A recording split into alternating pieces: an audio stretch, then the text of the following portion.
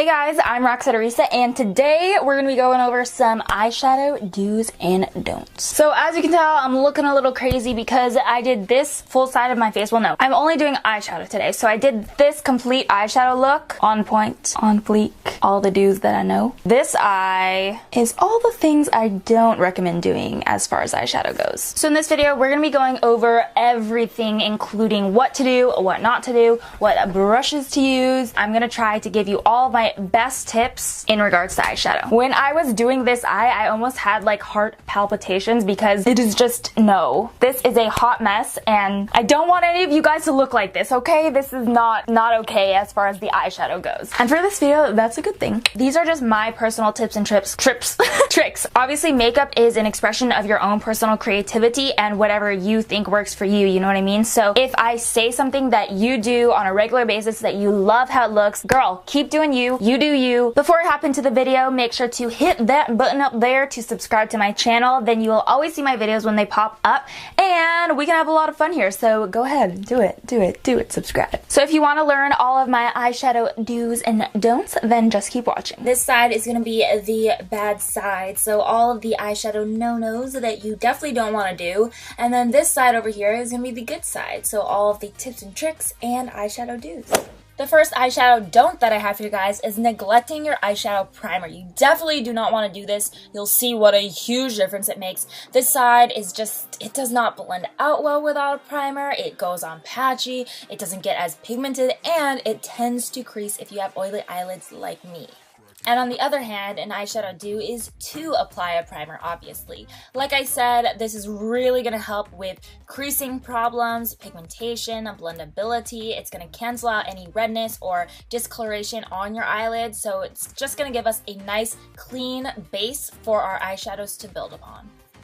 Another eyeshadow do is to set that primer that you just put down with either a translucent powder or a light colored eyeshadow. My personal favorite is Anastasia Beverly Hills Blanc eyeshadow. This is mandatory for me because it gives you such a clean slate and everything you put on top is just going to blend out so much better, so it makes your life way easier. A huge eyeshadow don't is going in with black eyeshadow or any dark eyeshadow right away. This is where panda eyes are born, people, and you just don't want to go there. Just trust me, do not do this, especially not with a very densely packed brush. So this is basically like two don'ts in one.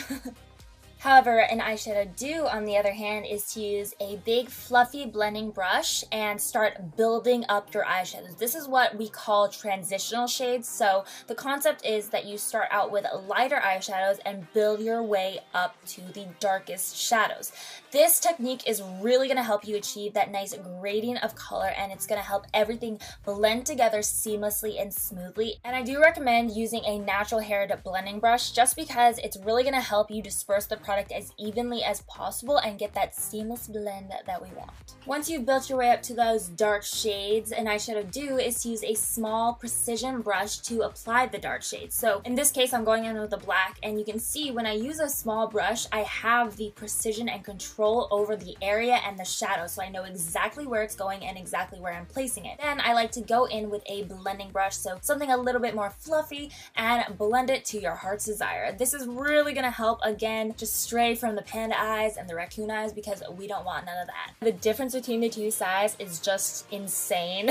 But our next eyeshadow do is to use a flat synthetic brush to apply our main base eyeshadow shade. This is really going to help with the pigmentation of the eyeshadow itself. It's going to help pack on that product while minimizing the amount of fallout that you get. And when you're using a pressing motion with your flat synthetic brush, you are going to be golden, girl. You will be good to go. You will have so much pigmentation and not very much fallout, which is definitely what we want. An eyeshadow don't is using a fluffy brush for the main base shade. So basically, the fluffier the brush, the less pigmentation you're going to get, because fluffy brushes are mostly used for blending out shades and just making everything look seamless and work together. So when you're going for pigmentation, I do not recommend using a fluffy brush. this is not going well for me. This side is just no.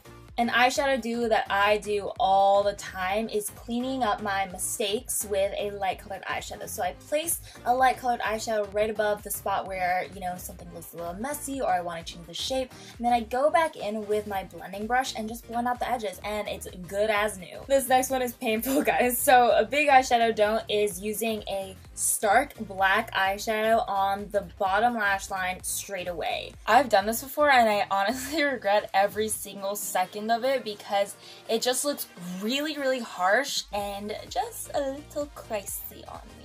But if you do want to have that smoky eye effect that we all love, then an eyeshadow do that you can do is using a black kohl pencil and running this along the waterline. I like to do that and then take a lighter shade like a medium brown or a light brown and blend it out with a pencil brush. This allows you to have that smoky eye effect with a black shade, but it's not going to look as harsh as if you just go straight into the deep end with a black eyeshadow, because again, you're getting that gradient effect, sort of the same idea that we did on that top lid. We're just applying that to the bottom lashes now. My next eyeshadow do is to make it look nice and crisp using whatever you like. So you could use business cards, tape if you want, a little makeup wipe action like me. This is my favorite way just because it's the easiest for me. So I like to clean up any flaw and then make that ending super crisp and sharp and swoop-de-doo. I sharpen it up towards the end of my eyebrow because that's the shape that I found that I really like and that works for me. Then I like to go in with concealer and just sharpen it up a little extra because I'm extra like that, let's be real. And of course, an eyeshadow don't is to leave that fallout everywhere, not, you know, sharpen up the lines or anything. It's just not gonna look put together and it could potentially ruin the rest of your makeup as well, which we don't want.